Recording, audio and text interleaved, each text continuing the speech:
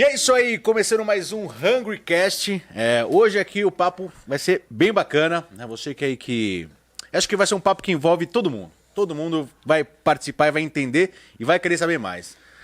Queria dar as boas-vindas ao nosso querido amigo, Rodrigo Cury, mais conhecido como Mionzeira. Mionzeira. Hoje o papo vai ser interessante, cara. Pelo que eu dei uma olhada aí no perfil. Eu não conhecia você de antes, desculpa, mas acho que vai ser bem legal, hein? Vai ser bacana. Então, o convidado de hoje, Dr. Caio Bonadil, psiquiatra, médico do sono e um entusiasta da culinária, principalmente a culinária italiana. Cozinha muito bem. E depois, no final, fica aí que vai ter uma surpresa aí pra mostrar o quanto esse cara gosta da comida italiana. Mas deixa pro final pra vocês vão ver. Então, queria dar as boas-vindas, agradecer a sua presença aí, né? O Caio desenvolve um trabalho muito bacana falando sobre a medicina do sono, inclusive, né? @Caio no Sono, né? Depois você vai explicar mais esse projeto bacana. Caio no Sono? Caio no Sono. Caio no Sono. Então, um trocadilho aí. Trocadilho. Marketing excelente. Né? Cara, genial. E até um dos motivos que eu trouxe, mas por que tem a ver, né? O médico, você falei, cara, pra quem não sabe, assim, quem trabalha com cozinha, sabe que cozinha é um ambiente extremamente estressante, você tem que estar ligado o tempo todo, é uma das profissões que tem mais incidência de pessoas que utilizam ilícitos, né? Drogas e tudo mais, acaba influenciando muito no sono, principalmente das altas cargas horário de trabalho. Então o cara entra às vezes de manhã, prepara, faz o almoço, volta, vai até a noite, e é uma rotina meio estressante. Então eu trouxe o Caio aqui pra... Porra, você nem precisava trazer o Caio depois dessa aula que você deu aí, né? Vou embora já. Estudei, não, para falar sobre isso e como é que as pessoas podem dormir melhor, né? Como as pessoas podem relaxar. Relação, né? Sem precisar ficar usando esses negócios. Agora tem um monte de remédio também que eu ia falar, então... Várias queria que pílulas. você contasse aí um pouco também da sua história, como é que você foi seguindo para essa linha do medicina do sono e... Relação com a comida tem, né? Tem também. Muito, diariamente. Então, valeu, Luizão, valeu, Rodrigo. Muito, muito bom estar aqui. Prazer é nosso, prazer. Gosto de comida desde moleque, né? Desde que eu nasci, família italiana do lado do pai, do lado da mãe, uma mistureba, baiano com português, com holandês, almoço que emenda com a janta, que emenda com o café da manhã. Então, comida pra mim faz parte da minha história, né? E aí, sua família é do interior de São Paulo? Minha família é de Tuverava, interior de São Paulo. Fica uma horinha ali de Ribeirão, 415 quilômetros aqui de São Paulo. Vai em Anguera. Cidadezinha pequenininha. 33 mil habitantes, 30 e poucos mil habitantes. E a comida tá sempre presente ali, né, cara? O tempo todo. O tempo todo. E comida boa, né? Comida de qualidade, né? Interiorzão Banha de porco é a base ali. É a base de tudo, que dá o sabor, né? É a base de tudo. E o que você falou é muito verdade, né? A cozinha é um mundo muito estressante, né? São vários trabalhadores de turno, né? Que a gente chama. Que na verdade é quando o trabalho invade os horários normais de sono de uma pessoa. E aí você acaba tendo uma alteração do ciclo claro ou escuro, do ritmo circadiano, né? O nosso corpo, para ele produzir, né, todos os hormônios que são necessários, né, para a nossa sobrevivência e para controlar todos os processos celulares, né, que nos mantêm vivos, ele precisa respeitar esse ciclo claro e escuro. Noite, para dormir, acordar, tem que ser... E aí a gente fala que quando tem a gente tem um relógio biológico interno que assim, coordena tudo que acontece no nosso corpo ao longo de 24 horas. E a gente tem um relógio externo, né? Que são essas pistas ambientais que a gente está em contato o dia inteiro, que é movimentação, exposição à luz, horário de comer, horário de maior atividade, horário de menor atividade. Aí quando você tem uma dessincronia, né, do teu relógio interno com o relógio externo, você tem problema. Ter horários para comer... Sim, é importante. É importante. A gente tem basicamente dois hormônios, né, que controlam o apetite. Um é a grelina. Grelina é uma substância que é produzida pelo estômago. Na parede interna do estômago, quando a grelina é produzida, a gente tem mais fome. E o outro hormônio chama leptina, que é o tecido adiposo, né, a nossa gordura que produz a leptina. E esse é o hormônio da saciedade, é pra gente parar de sentir fome. Quando a gente dorme mal, seja por qualquer motivo, pode ser trabalhador de turno, pode ser um cara que tem insônia, sei lá. Sim. Geralmente a grelina tá muito alta e a leptina tá baixa. Então esse cara vai ter fome o tempo inteiro e essa Olha. privação de sono acaba gerando na pessoa a pessoa tem uma predileção para alimentos mais calóricos de alta carga glicêmica, né? Muita glicose e muita gordura. Tô dormindo mal, então. Só que esses alimentos, eles, quando você consome, eles geram no sangue um pico de glicose muito rápido. Sim. Só que a queda da glicose também é muito rápida. Então isso acaba gerando mais fome, E aí fica mais um ansiedade. ciclo, né? E fica um ciclo vicioso. E a importância dos horários, você ter mais ou menos refeições ali em horários regulares, é justamente para controlar, né, esse ciclo da grelina e da leptina e também indiretamente outros processos que controlam, né, esse ciclo circadiano. Por da isso que gente. às vezes, assim, às vezes você come sei lá, uma pizza, um carboidrato pesado à noite. Se for pouco antes de dormir, cara, o meu sono é terrível. Eu Sim. acordo o tempo todo, não sei o que lá. E às vezes você come muito carboidrato, eu acordo de manhã com mais fome do Exato. que se eu tivesse comido uma salada. A salada eu acordo de boa, não tenho fome. Agora, você come um carboidrato, eu acordo de manhã, cara, nossa, eu posso comer uma pizza, posso comer um pão, um sanduíche. Por que isso? Porque assim, a gente tem que pensar o seguinte, que o ciclo escuro, né, que seria, teoricamente, é quando a gente está dormindo, ele é um jejum prolongado, né? Então você dorme lá Você fica pelo menos 8 horas ali sem Exato. comer. 6 a 8 horas é um jejum prolongado. Então, uma refeição muito calórica à noite é tudo que o nosso corpo não quer, porque você está quebrando esse ciclo desse jejum prolongado. Então, no final do dia, a gente começa a produzir Não quer ou não deve? Tipo, vontade dá. À Não, noite. vontade dá, mas não deve. Não é que interessante. coma, tá. Porque no Tem um final, horário, desculpa, só Imagina. interromper, mas tem um horário ideal, ou não horário, porque depende da hora que vai dormir, mas assim, um tempo antes de dormir, ideal para sua última refeição. Aí depende muito do ritmo biológico da pessoa, né? Porque tem gente que é mais noturna, tem gente que é mais diurna, que sente sono mais cedo e acorda mais cedo. Então, isso tem que ser muito personalizado. E depende muito da quantidade e da qualidade de alimento, né? Mas o tempo antes de dormir. De iniciar o sono, umas 2 horas, Pelo- 3 horas, pelo menos. Então aí Mas, também o jejum passa a ser maior até. Porque Sim. fica 3 Mas- horas mais o tempo de dormir, na hora que acorda. Mas, por exemplo, existem estratégias, né, alimentares que se você fizer uma ceia, né, antes de dormir, Sim, aquela... isso também não vai atrapalhar esse processo de jejum prolongado. Mas isso depende muito da qualidade do alimento e da quantidade, né? Aí, né, é mais da área da nutrição, não é muito Sim, a minha sim. área, mas existem estratégias alimentares, né, para você comer imediatamente antes de dormir, justamente para evitar aquela fome excessiva Pela manhã. quando você acorda e para não atrapalhar esse processo de jejum prolongado, né? No final do dia, quando o sol está se pondo, a gente fisiologicamente, numa pessoa que respeita, né, o ciclo claro e escuro, a melatonina começa a ser produzida. Melatonina é um hormônio que controla esse ritmo circadiano, né? Mas não só isso, ela não está relacionada só com o sono, ela está relacionada para preparar o nosso corpo para esse jejum prolongado e também para preparar para o que vem no dia seguinte. Então, se você come excessivamente à noite, na verdade, você está impedindo Que a melatonina... que a melatonina Faça o trabalho cumpra dela. a sua função, né? E aí vai ficar tudo desregulado. Mas tem outros problemas também, né? Você come, que nem você falou, uma pizza à noite, você vai ter refluxo, você vai ter desconforto abdominal, pesado. você não acha posição para dormir. Então, tem esses problemas também. E, Não dá pra dormir de bruço. Exato. não, por exemplo, essa galera que trabalha em cozinha aí, que, cara, é um estresse danado. De falar assim, eu trabalhei um tempo no Outback. Não era da cozinha, mas eu era do salão. E às vezes era pauleira. Você vai lá, não sei o quê. Cara, muitas vezes eu dormia, eu sonhava que eu tinha esquecido de levar um prato na mesa. Eu sonhava que, tipo, caralho, faltou um negócio. Tipo, eu acordava assim, achando que tava trabalhando ainda. É porque era muito estresse, era assim, era uma carga menor, estava 6 horas, mas assim, era estressante. E eu era molecão e, cara, trabalhava até às vezes 2 da manhã, porque fechava meia-noite, você vai lá. Então você ia dormir tarde e às vezes você dormia ainda com Acelerado. a cabeça a milhão, acelerado. Quantas vezes, também até cozinha hoje em dia agora na hamburgueria lá, quando tem uma pauleira, sei lá. Você vai, você sai, mano, pilhadaço. Parece que você tomou 15 Red Bull. Sim, Né? sim. Ontem eu tava voltando pra casa, já era tarde, já eu passei na frente do Izakaya do Ruto ali, Sei. na Jesuíno, né? E era, sei lá, 00:15.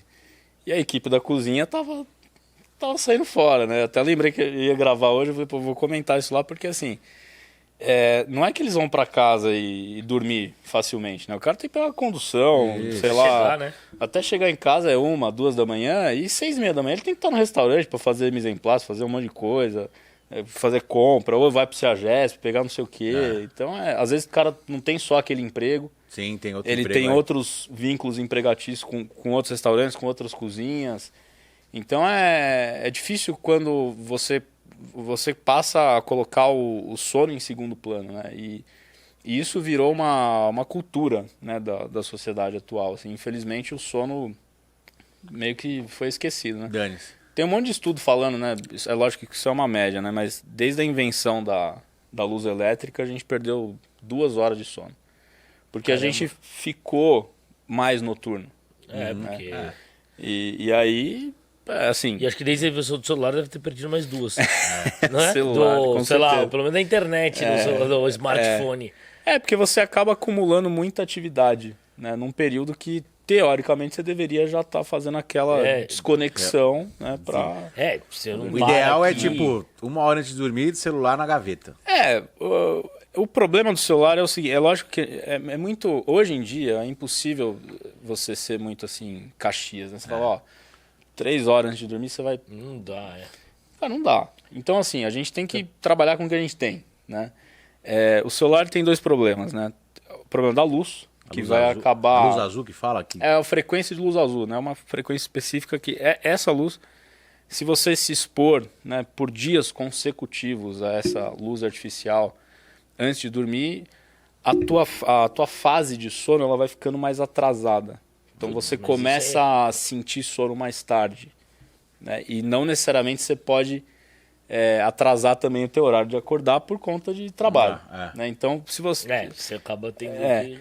Mas o maior problema do celular, na minha opinião e na opinião de outros colegas também, não é nem a luz. É a interação com o conteúdo.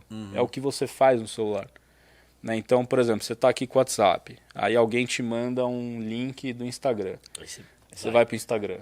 Aí, a hora que você entra no Instagram, você vê que tem um monte de direct lá dos seus amigos, não sei o que. Aí você entra. Você muda de objetivo muitas vezes, não é? Sei lá, eu às vezes percebo que eu vou pra fazer uma coisa, quando eu vejo já fiz Sim. outras E você nem aí lembra o que você esqueci. fez. Ah, puta, Nossa, que eu direto aí isso. fica com o celular assim na mão e aí alguém fala com você, então, uma hora trava, parece que dá Exatamente. O celular é o que a gente chama de... Eu sou Android, para. Android não dá isso, né, com esse cara, né? Mas a pessoa entra no looping. O looping é essa coisa de você não ter o controle do fluxo de informação. E parar aí. O looping ou flow, né? Os americanos falam flow, né? Que é um termo que vem da galera que joga jogo eletrônico, né? Online, Counter-Strike, Zelda, esses negócios. Então, se você entra no flow, cara, você não consegue sair dali.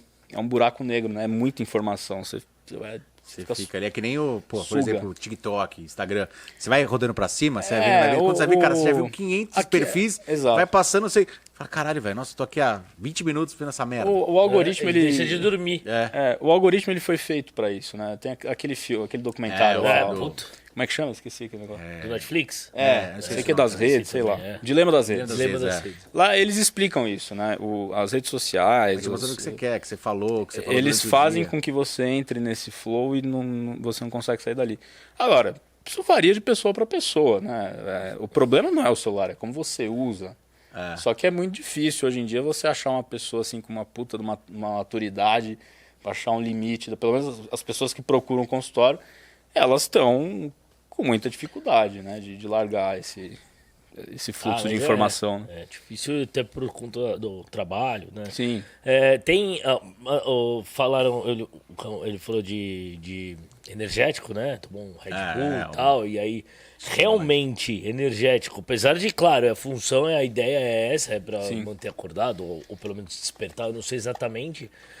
Mas café, energético, sei lá, que tipo mais de alimentos.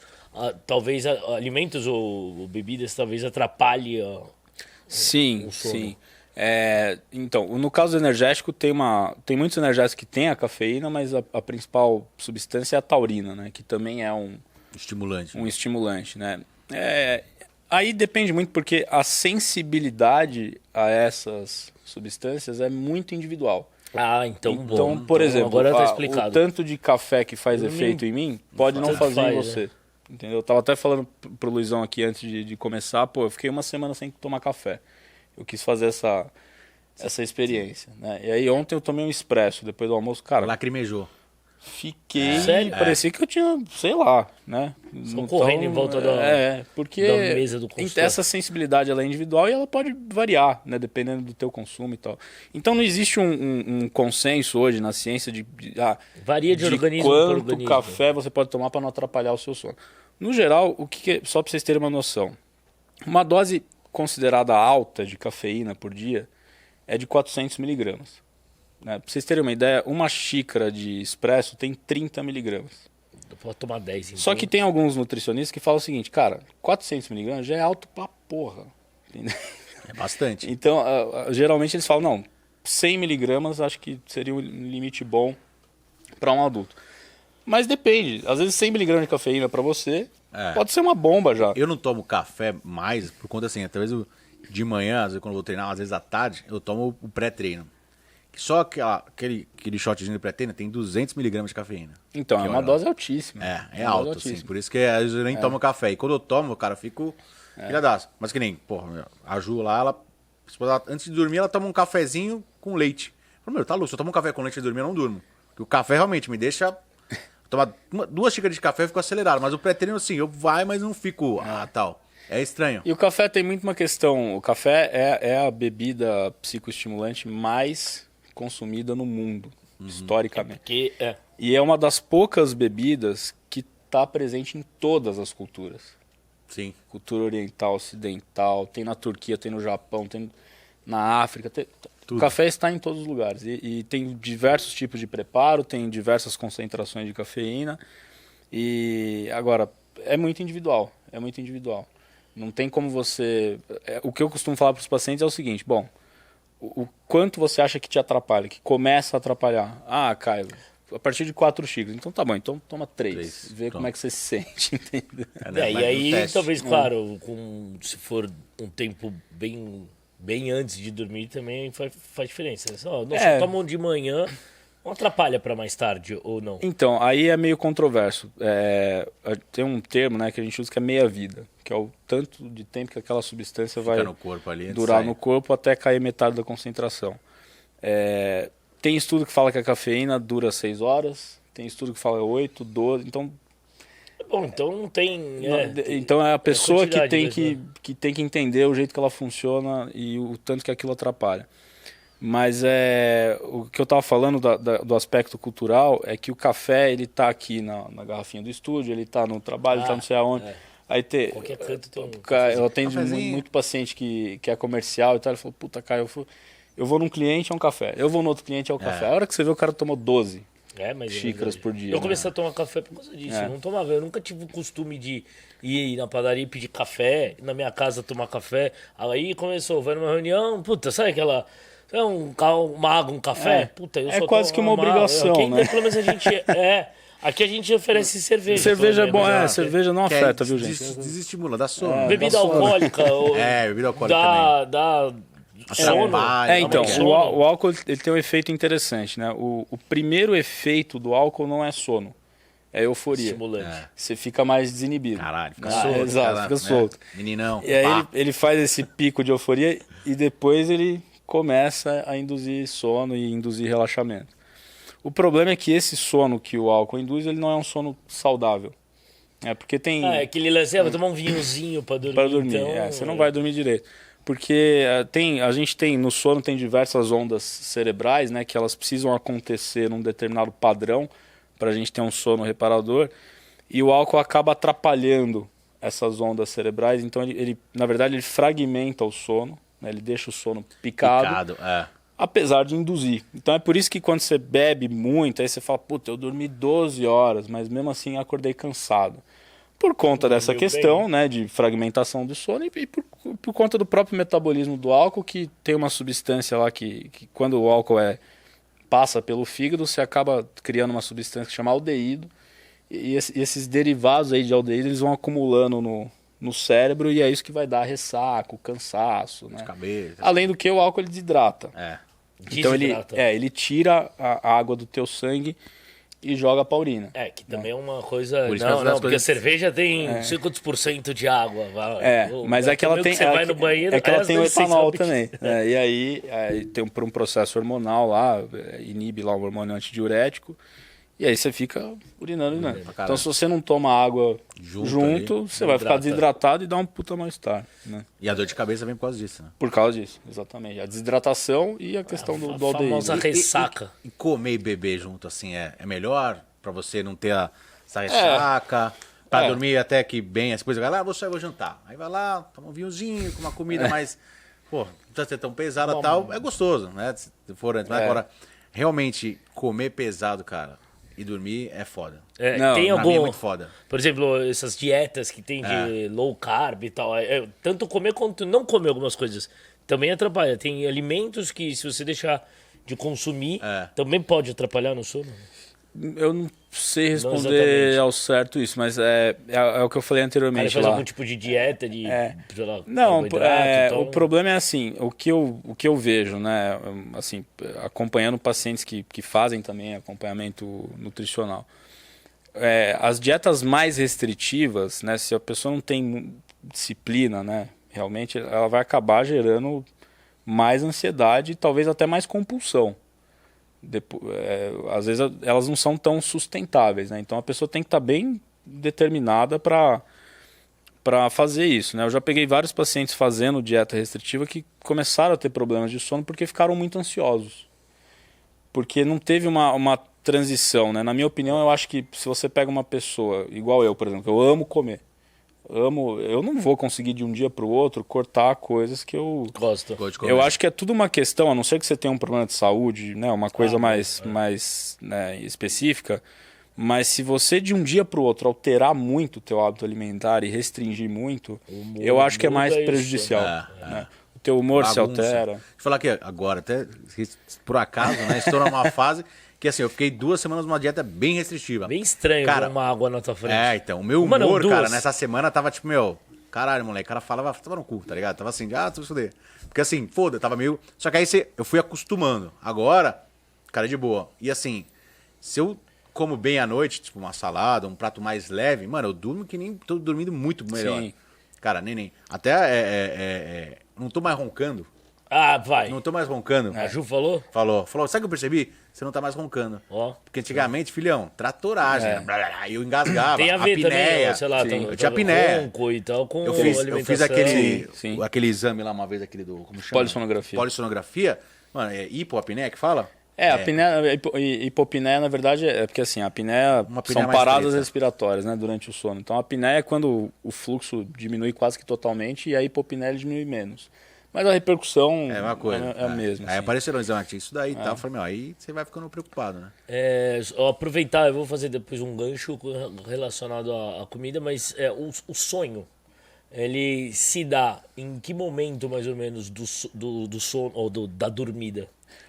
A gente sonha a noite inteira. A noite inteira? Isso é uma coisa Desde o primeiro sono, tem fases do sono? Sim, né? a gente divide o sono em 2 fases, basicamente, né? O sono REM e o sono não REM, né? E o sono não REM ele é dividido em 3, né? Que é estágio N1, N2 e N3. A gente pode sonhar em todas essas fases, mas os sonhos que acontecem no sono REM, eles representam a maioria. 75% dos sonhos que a gente tem acontecem no sono REM. Que é a primeira no sono REM. fase, a primeira parte. Não, né? Não mais profundo. num adulto normal, que não tem nenhuma alteração de sono, na verdade a gente demora para chegar no sono REM cerca aí de 1 hora e meia. Tá? E esse isso dura mais ou ciclo, menos. esse ciclo REM e não REM, ele se repete a cada 4, 5 vezes na noite. Ele entendi. vai e volta, Vai e então. volta, Então o sono fica mais profundo e menos, Isso. e durante o... Exatamente. E aí vai se alterando. Entendi. Né? E aí os sonhos podem acontecer a qualquer momento, mas é muito Na verdade, mais fácil. você sonha o tempo inteiro, então é a gente que não lembra, né? Exato, é muito... assim, as questões que estão envolvidas, né, na lembrança ou não do sonho, elas ainda são muito... estão investigando, né? Mas é muito mais fácil você se lembrar de um sonho que aconteceu no sono REM. Entendi. Como o sono REM, ele predomina na segunda metade da noite, né, então da madrugada para frente, é muito mais comum, porque quando a gente acorda... Você chega, tá próximo de acordar, você quando a lembra gente do acorda último... é muito comum a gente se lembrar, né? Puta, acabei de sonhar. Porque provavelmente você acordou do sono REM e é mais fácil você se lembrar daquilo, né? E aí, então, a relação do sonho, eu já lembrei de... Algumas vezes aconteceu de dormir com fome, por algum motivo, juro por Deus. Sonhar com comida. Cara, sonhar com, mano, McDonald's. Tipo, meu, uma vez, puta, foi um sonho muito louco. Você estava na casa do Riquinho Rico. Tipo isso, mas tinha Burger King também. E aí eu ficava, misturado. tipo, louco. Você podia pedir um Whopper no McDonald's, tipo isso. Um Big Mac na Pizza Hut. Normal, né, cara? Mas então, tem relação mesmo? Porque Tem. você tá sentindo aquilo lá, inconsciente, tá dormindo, mas tá com fome. Tem. Os sonhos, eles são, a gente chama que eles são reverberações de memórias que a gente tem durante o dia ou da vida? Do dia a dia ou da vida. Ah, tá. Né? Então, por exemplo, isso que você falou do Outback. Eu sonhava que eu tava... tem uma... Quando você trabalhava. Trabalhava, tipo assim, caralho, esqueci de levar o negócio da mesa, assim. Acordava, tipo... Puta, aí é uma merda, hein? Eu pelo menos sonhava comendo. A gente tem um neurocientista brasileiro muito famoso aqui no mundo inteiro que ele chama Siddhartha Ribeiro. E ele fala que o sonho é o oráculo da noite. Tem até um livro dele, Oráculo da Noite, se vocês quiserem ler, é fantástico. Ele fala tudo sobre sonho lá. E o sonho, ele serve muito como uma preparação também para eventos que podem acontecer. Seria como um sistema, fosse um sistema de defesa, né? Entendi. E esse livro é muito interessante porque ele conta, né, como os sonhos também foram responsáveis pela construção dos grandes impérios, né? Então ele descreve lá vários fatos históricos de que o imperador César sonhou que ia atacar não sei aonde, com quantos soldados, e aí antigamente os sonhos tinham esse papel de guiar, né, os grandes líderes, né? Então... Mas isso é É fato, até porque a gente conseguiu provar isso depois em laboratório. Né? Então a gente sabe que os sonhos, sim, eles são resquícios de memórias, né? E talvez para prever, né, coisas que ainda não aconteceram, mas lógico, baseado em e aqueles negócios que o pessoal faz assim, livro dos sonhos. Sonhei com cobra. É monte. Sonhei que tava caindo. Um dia ela não costuma assistir o podcast porque minha mulher ajuda, ela sonhou com um rato, sei lá. Acordou puta comigo, velho. Eu falei, que sonhou com um rato? Fui pesquisando. Eu falei, vai tomar banho, mano. Assim, foda-se, tá bravo porque, mano, sou com rato, cara, a culpa é minha. Com cobra, não sei o que. Aí vai depender muito quem tá interpretando. É negócio, porra, tá louco. Mas que eu comprei um hamster e coloquei mais no travesseiro. Eu tenho muito. Como é que é aquela coisa quando você vai dormir? Você tá vendo aqui como do sono, de repente fala assim, ó. Você dá aquela caída assim. Né? Então, é muito chute. Chute. Eu dou várias. Puta, deu uma bica na parede outro dia. Muita gente me pergunta isso. Isso aí é um fenômeno normal. Que acontece em estágio de transição, né? Ou quando a gente está entrando no sono, ou quando a gente está saindo dele. Por isso que a gente talvez perceba, né? Sim, são estágios transicionais, que a gente está meio grog, né? E aí é normal a gente ter esses espasmos, aquela sensação de estar caindo. Puta. Né? Isso faz parte, assim. Mas tem gente que acha que isso é doente. Nossa, tô com Parkinson. Não, você só tá dormindo, é isso. Não tem Parkinson, não. Isso aí acontece tá mesmo saindo, bastante. Tá voando, puta, é legal. Isso aí que tá comendo também. Você falou que tá comendo. É muito bom, Vamos seguir pra uma linha agora... Porque não engorda, né? Porque não engorda. Não engorda. Tá sonhando. Se você reproduzir o que aconteceu, pode engordar. Você sonha com uma churrascaria, né? Sonha que tá bebendo essa noite. Vou sonhar que tá bebendo, cara. Sonha que tá louco. Isso é bom, velho. Tá louco. Mas é engraçado, o negócio da bebida e comida e tal. Quando às vezes você dorme, eu lembro, molecada, você vai balada e tornava na vodka com energético. Filhão, Não tinha sono REM nessa época, filhão. Você dormia assim, era sono telecena, na verdade, né? Porque você acordava de hora em hora. Esse bagulho assim, caralho, mano. Aí você olha assim, tipo, 7 da manhã, aí você fecha o olho, nossa, eu dormi muito, tipo, 7h30. E o sono você vai, acorda, que meu, que é... Tá vendo? Aí, ó. Ela tá falando Você que tem que tomar energético. não. É, energético. E aí, cara, depois de uma época, falando que é uma bomba, né? Álcool com energético É uma bomba. Acaba potencializando o Tá estado de hiperalerta, né, noturno. E, na verdade, você tem que entrar em um estado de relaxamento. E falando disso, por exemplo, na cozinha até foi uma que a gente fugiu. Questão de drogas, né? Tem algumas drogas que são drogas estimulantes, né? Aquelas mais sintéticas, o pessoal fala. E tem as drogas naturais, assim, por exemplo, maconha, haxixe e tudo mais, que são, assim, se for, né? Pegar uma mais pura, né? A mais pura é uma coisa mais natural. Que você tem lá a planta, o cara vai lá, corta, faz não sei o que lá e tal. E é usada desde décadas de anos aí, por os indígenas e tudo mais. Tem alguma coisa a ver, assim, o pessoal fala, pô, fuma umzinho antes de dormir, você dá uma relaxada e dorme. Não fuma, como é que isso... Assim, a maconha, ela, para muitas pessoas, ela não dá relaxamento, não. Eu já vi muito paciente se queixar de que tá ficando até mais ansioso e até tendo crise de pânico fumando maconha. Então é igual o lance da cafeína. A sensibilidade a qualquer droga é muito individual. Mas dizem que dá fome, né? O pós da fome, né? E aí fudeu. Você come muito e não vai conseguir dormir. Mas tem gente que tem sono. O problema é o seguinte, quando a gente analisa no longo prazo, se a pessoa fica condicionada a dormir somente usando alguma coisa... É igual tomar exato, é igual tomar um remédio pra tipo dormir. uma muleta, né? Vamos supor que em determinada situação ela não vai ter acesso àquela substância. Não vou conseguir dormir. Ferrou, né? Vai ter abstinência, vai ter fissura, vai ter insônia. Então, o problema, não estou fazendo aqui contra a maconha, não é nada disso. Mas o problema é o que aquilo representa, né, para a vida da pessoa e qual que é o grau de prejuízo que ela tem usando aquilo. E assim, na cozinha, cara, eu já vi, conheço e tal, pra quem é assim, a galera, por ser muita pressão, porra, salão tá cheio, tem que sair o prato, não sei o que lá, o pessoal usa muito cocaína. Sim. Sim, isso é... E se você pegar livros, tipo, Anthony Bourdain, chefe e tal, cara, grandes chefes brasileiros também, você olha assim, a galera usa porque é um estimulante, mas que te deixa mais ligado pra você fazer, pra você não errar, pra você... E, querendo ou não, também, ao decorrer de anos trabalhando assim, com certeza é um negócio que às vezes Cara, até mesmo os chefes, os donos de restaurante, cara, tem que olhar pra isso também, porque, cara, tem quantas pessoas aí trabalham na cozinha, trabalham no restaurante, e é um negócio que, assim, não sei... E o problema maior disso, acho que talvez, às vezes, confundir o sal, o açúcar... também, né? Na receita. Tempero. Colocar outra coisa. E queria que você falasse um pouco aí sobre isso daí e quanto que seria, assim, o cara tá lá no trabalho, o cara tem lá o cara da cozinha, o cara, puta, mano, aquele cara ali tá... Né, você vê que o cara tá aí, o cara chega com olheira e outro dia de novo e tal. O que é bom de indicar? Como é que você acha que você pode lidar com esse tipo de coisa dentro de uma cozinha, uma equipe e tal? Tipo, treinar. Como é que seria isso? Você acha que... Eu acho que assim, vamos falar primeiro, os estimulantes em geral, né? A cocaína, até os psicoestimulantes, né? Tem muito remédio que o pessoal toma, Ritalina, o Venvance. Existe um termo, né, na psiquiatria, na medicina, que a gente chama de rush. O que é o rush?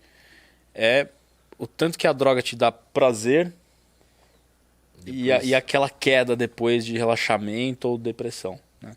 Então, quanto maior esse rush, mais potencial de abuso e dependência essa substância tem, porque ele quer buscar o efeito que acabou de acabar muito rápido.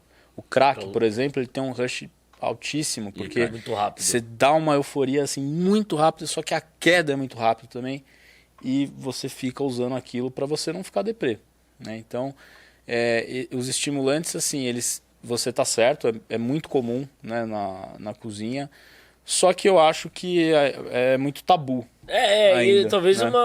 desculpa, mas talvez seja tipo uma desculpa, eu acho. Uma cultura que, já que é assim, aí começa. E também aí um vê o outro e tipo, então. E é lógico, a gente não tá generalizando. Sim.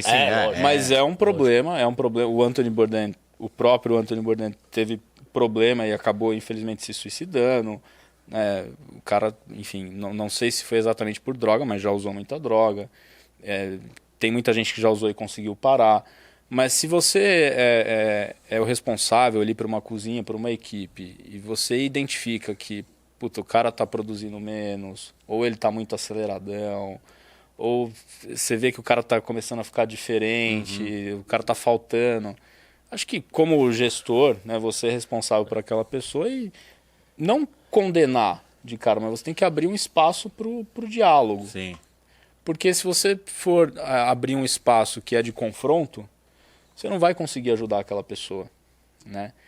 E essa pessoa ela pode estar em diversos estágios do uso dessa substância. Ela pode estar abusando, né? Ela ficou curiosa, está ali abusando, ou ela já pode estar dependente mesmo, né? Então um cara que só trabalha usando coisa, ele é dependente. Sim. Aí a história muda um pouco de figura. Se ele está abusando, um período agudo ali, alguma coisa, teoricamente, né, se você pegar isso no início, é muito mais fácil de você resolver, teoricamente.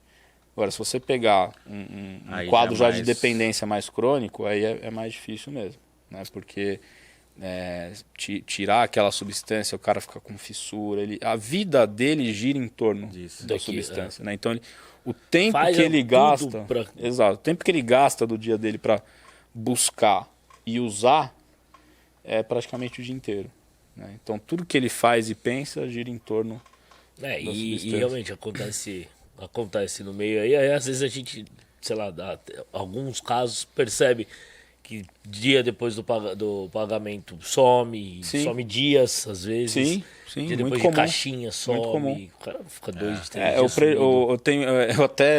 eu tava lembrando disso esses dias, né? Na época que eu tava me formando, psiquiatra e tal, a galera falava assim, não, crack é droga de gente pobre. Cara, não. Não existe. Acho que, lógico, tem um fator social envolvido, tem.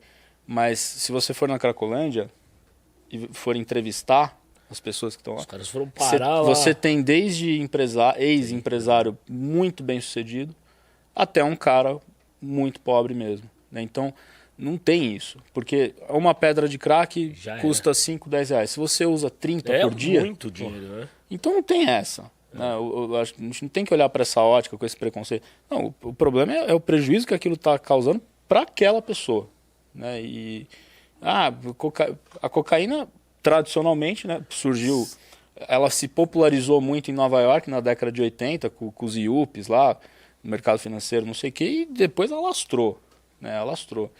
E é uma droga mais cara, sim, né? Então você vai acabar achando a cocaína em muita quantidade em classes sociais mais altas, mas ela está presente em tudo quanto é lugar, né? Então acho que não tem essa, né?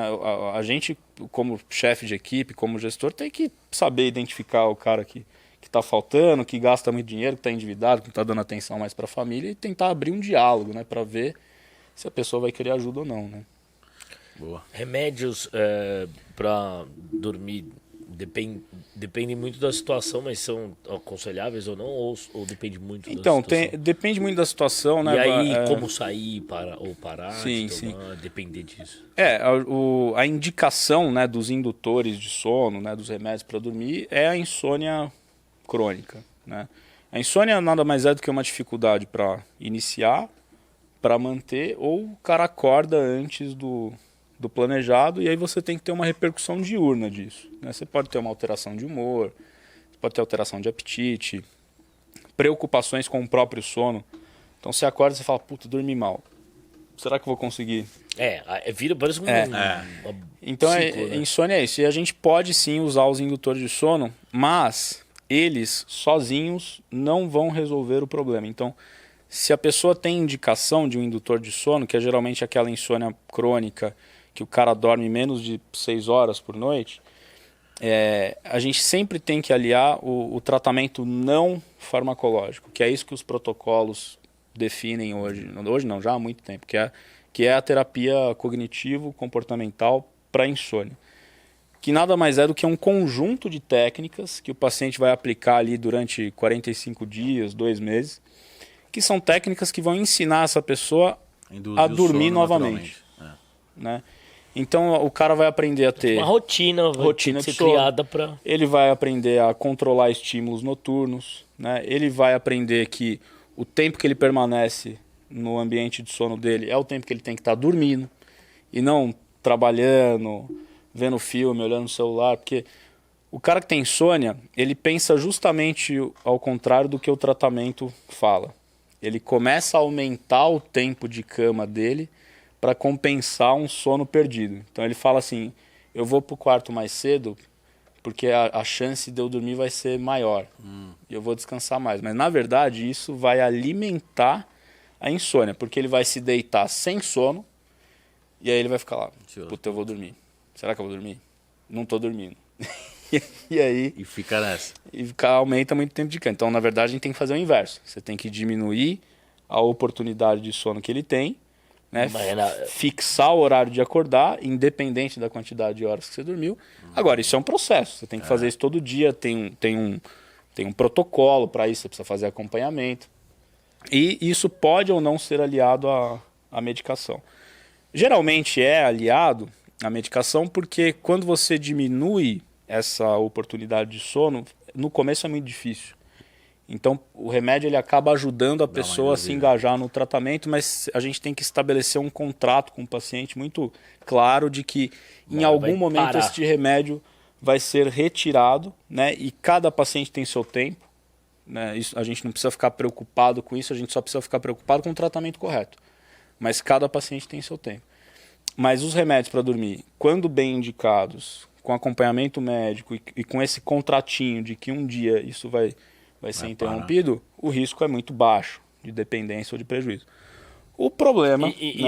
Pode falar. Desculpa, não. Falei. O problema é que o Brasil é campeão mundial, acho que só perde dos Estados Unidos, se eu não me engano, de uso de remédio para dormir.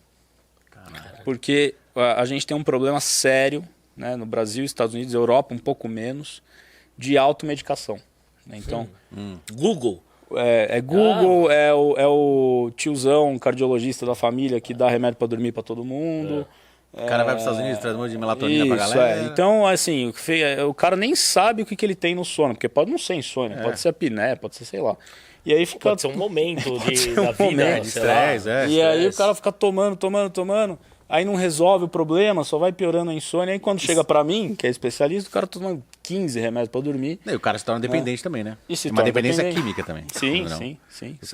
Então, e depois pra parar, depende da pessoa a forma que vai parar. Para de imediato, para aos poucos, Depende, testes, porque depende do remédio, Depende do remédio, depende da dose que ele está usando, depende se é uma dependência ou não, porque a dependência química, você tem um tipo de raciocínio. Se é um abuso, uma automedicação que não se configura ainda como dependência, você tem outro raciocínio. Então, agora, o problema é que é o seguinte, se você faz automedicação, e aí você vê que o teu problema não está sendo resolvido, você começa a colocar a culpa no remédio. Esse remédio não funciona. Opa. Lá. Esse remédio não funciona. Esse remédio é ruim. Eu quero um mais moderno, um mais forte. O problema não é o remédio.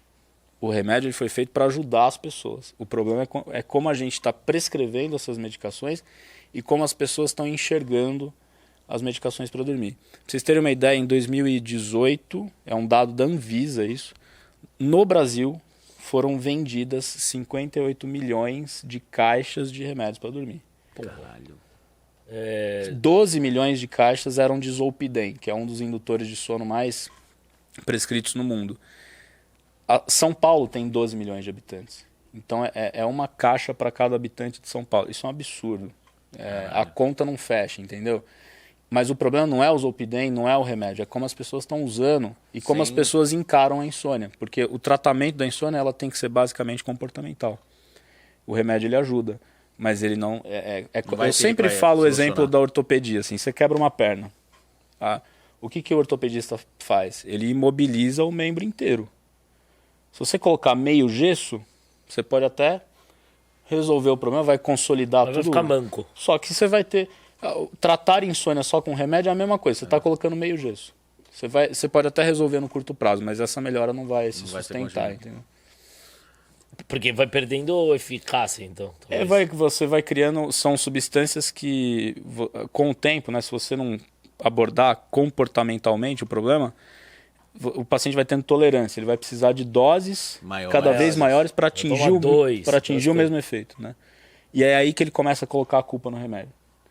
Esse remédio não funciona, eu quero outro, eu quero um melhor, um mais moderno. Mas a gente tem que, como profissional de saúde, a gente tem que desconstruir essa ideia de que não é o remédio que é vilão, é você que está usando errado e fazendo o tratamento errado.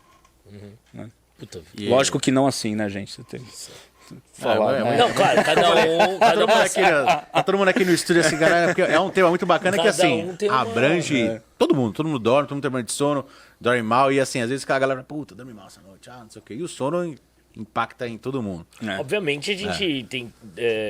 Isso é bem relacionado com a cidade que a gente vive. Sim. Tipo de vida Dia a que a dia, gente leva. rotina, sei lá, barulho da rua e tal. Porque quando você vai pra num sítio. Puta, da hora. Não, outra coisa. É outra coisa, né? Clima, etc. Eu tenho muito paciente, né? Os caras têm sítio, não sei aonde, casa nos Indaiatuba da vida. Ela só dorme no final de semana. E aí o cara fala, puta, nossa, em São Paulo não consigo dormir. Mas quando eu vou pro meu sítio, eu durmo com a beleza. É uma beleza. Porque, óbvio, o nível de estímulo que você tem no lugar desse é muito menor, né? Além do que, se o cara tá no sítio, talvez, ou muito provavelmente, o cara tá no momento de lazer, de folga, de descanso, né? Então tem realmente... a grande maioria funciona dessa forma. Agora, você tem pacientes... Come um belo de um churrasco, toma umas brejas. Agora, você tem pacientes que são extremamente ansiosos, que eles vão ter ansiedade e insônia em qualquer lugar. Então, a gente tem que analisar... Voltando só rapidinho ao lance do remédio, existe casos que não tem, assim, não tem como ter esse contratinho final? Existe, porque tem pacientes mais graves, com muitas comorbidades, né? O cara é um paciente com uma doença psiquiátrica muito grave, que aí não tem jeito. Às vezes a gente tem que manter a medicação por muito mais tempo. É por isso que eu falei que cada paciente tem o seu tempo. Legal. Quanto mais comorbidade o cara tem, né, quanto mais problema ele tem, né, português claro aqui, é mais difícil. Né? Então, às vezes o que a gente vê nos protocolos, nos estudos científicos, né, que está tudo bonitinho, tudo quadradinho, por quê? Porque aquela população é controlada.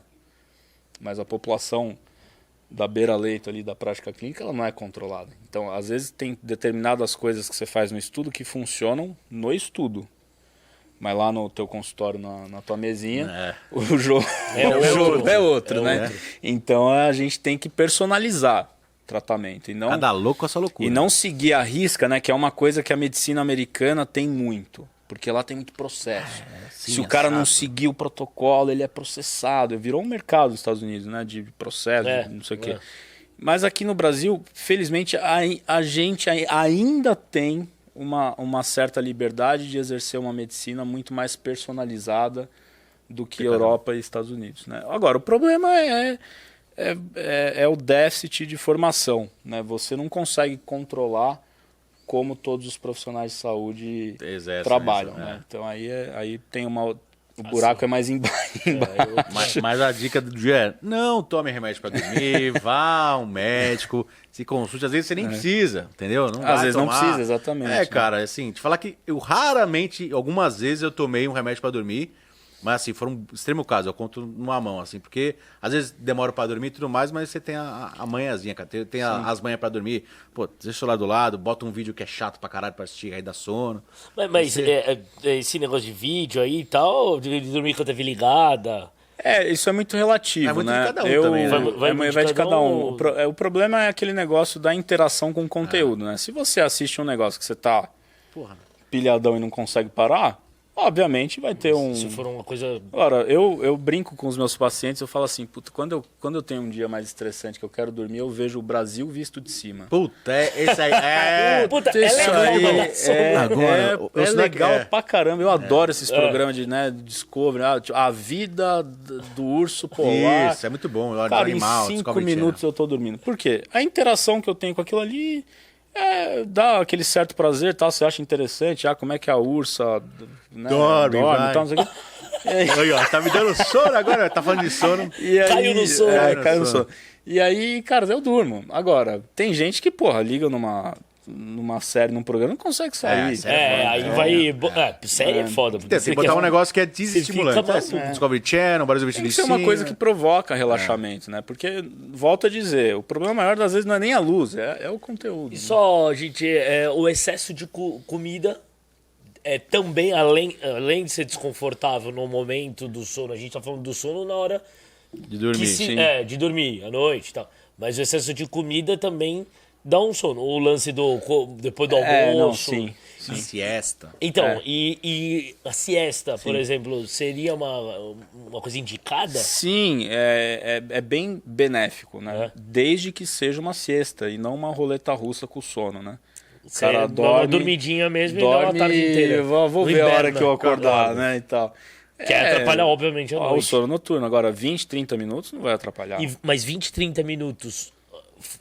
Relaxa, funciona, dá uma zerada na HD, reboot no sistema e outro dia eu tava segue, conversando com foi aqui que a gente tava, eu acho que não, mas sei lá, com alguém junto que falou, puta, cara, 20 minutos pra mim é perfeito. Eu falei, mano, eu não consigo 20 minutos, porque aí pega mesmo no sono. Eu prefiro não dormir. Claro que de vez em quando no final de semana tal, depois em casa aí acaba almoçando mais tarde, aí na hora que vai vir, só que eu acabo dormindo mais. Sim. Aí acorda, mais grog ainda.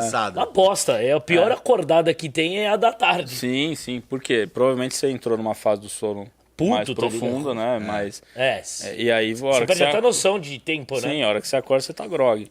Agora, um cochilo de 20, 30 minutos, a siesta, que é uma prática tão milenar, né? Espanha e Itália, você anda lá em Barcelona meio-dia, não tem nada aberto. Nada. Por quê? E aí você vai ver... Qual que é a expectativa de vida de Barcelona? Todas as... Tem até no Netflix esse documentário sobre as Blue Zones. Tartaruga dura muito, né? Porque dorme, não sei. Mas essas sociedades que são mais longevas, né? A prática da siesta e também muito cultural. Né? É a dieta mediterrânea, né? A dieta ibérica ali, o azeite bem claro, o vinhozinho bom, né? Essas coisas... Indo para essa parte, agora que tá caminhando aí pro final, mas a gente pode falar da dieta mesmo. Eu sei que é um cara que gosta de cozinhar, de comer. Quando você, Caio Bonadio, quando você tá lá em casa, tá uma noite, cara, ou, né, antes de dormir, o que você gosta de preparar pra te dar aquele sono gostoso, você dormir bem assim? Agora eu tô igual você, eu tô numa fase de perda de peso, tô seguindo. Hoje eu quebrei a dieta. Mas cara, eu como de tudo. Eu não tenho nenhuma restrição. De noite, durante a semana, tal, quando eu estou trabalhando, é sempre um frango grelhado ou uma carne grelhada, salada, muita salada. Eu gosto de comer salada pra caralho. E um carboidrato.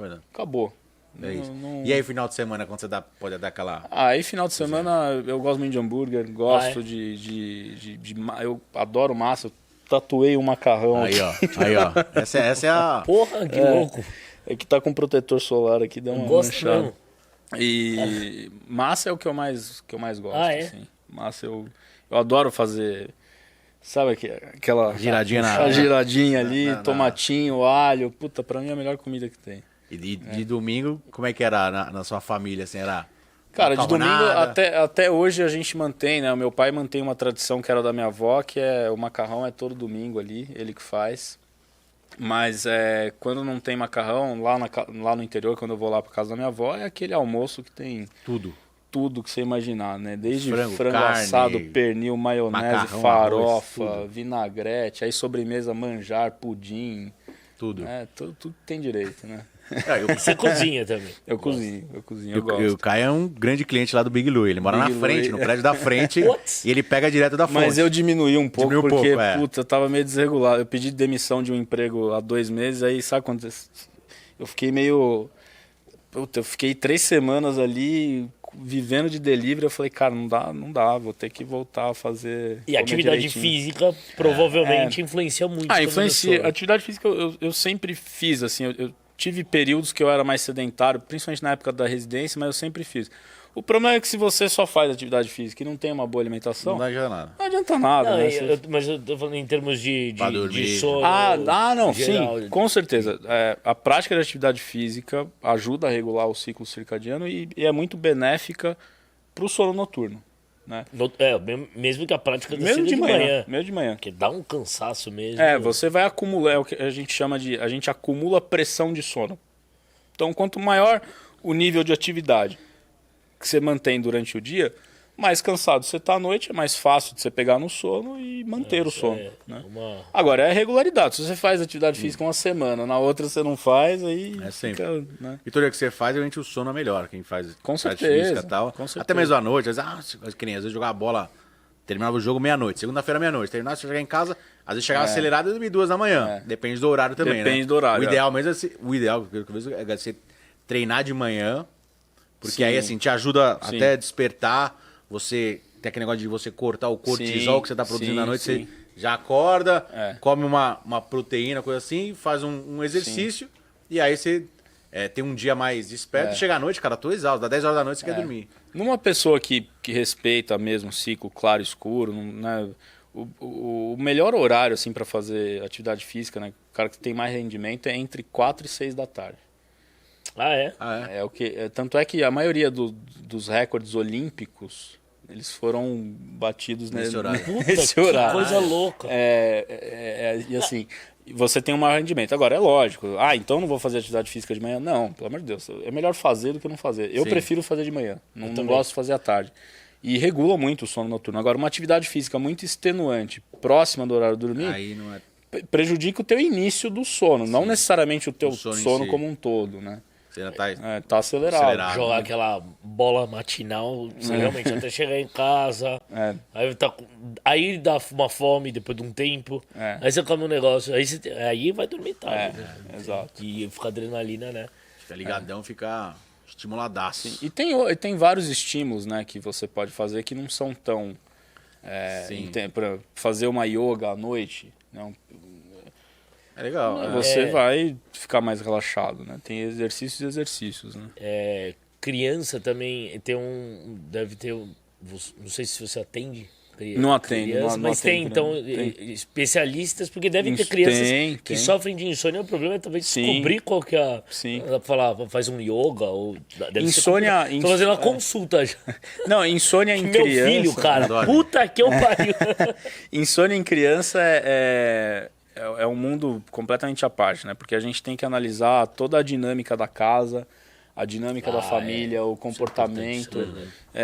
Não existe esse negócio de Entendi, porque o Enzo não existe esse negócio, e ele dorme tarde porque ele não consegue. Os caras lutam boxe antes de dormir, velho.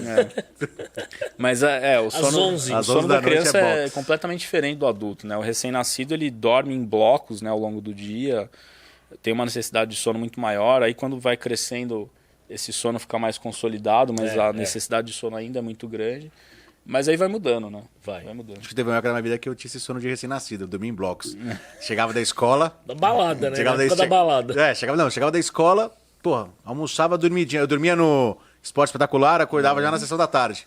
Aí ia treinar, voltava, dar aquela dormida de novo no final da tarde, mano, dormia de novo, cara. Comia e dormia. Comia e dormia. Lancheirinha. É tipo um urso hibernando. Comia e dormia. Doutor, olha lá. Fantástico. Valeu. Cara, eu tenho curiosidades, né, nesse assunto. Não fico pesquisando, mas quando vejo matérias relacionadas, eu acho super interessante esse lance do sonho e tal. É uma curiosidade, acho que bem bacana. E essa relação com a comida é legal saber. Então, foi muito legal te receber aqui. Valeu, gostei bastante. Também agradeço aí o doutor Caio Bonadio. E aliás, o Instagram. Então, fala só um pouco do seu projeto que você tem, que é o Caio no Sono, pra gente ir pros finalmente aqui, pra você explicar como é que funciona. Então, a live que você fez com o Alex Atala? Rolou com o Alex, rolou em julho do ano passado, foi bem legal. A gente falou desse lance da cozinha, ele contou um pouco da história dele também, os perrengues que ele já passou na vida. Foi muito boa também. E foi muito legal. Quem quiser assistir, tá lá no seu Instagram. Tá no Instagram, tá no IGTV, né? Só procurar lá a live com ele. Caio no Sono. É @Caio no Sono, né? Que é um projeto que eu tenho. Na verdade, eu produzo conteúdo digital profissional desde 2016. Mas a gente começou com uma estratégia de marketing mesmo há 2 anos. Né? E há 2 anos eu foco na produção de conteúdo de medicina do sono para profissionais de saúde. E a gente está estruturando uma empresa de educação médica que promove cursos de medicina do sono para profissionais de saúde, médicos e não médicos. Né? Atualmente a gente tem quase 200 alunos São 3 infoprodutos diferentes que a gente tem. É um treinamento mais longo, um curso livre de 30 horas, um outro de 6 horas e uma comunidade de discussão de casos clínicos, que são 3 encontros ao vivo por mês. Que aí é médicos. Médicos e não médicos. Não médicos também. A gente não tem médicos todas as seria áreas. quem? Fisioterapeuta, nutricionista, educador físico, dentista. Porque o sono é uma área multidisciplinar. Sim. Né? Todas as áreas podem contribuir aí para um sono de qualidade nos pacientes. Né? E a gente tem crescido bastante, tem tido feedbacks muito bons.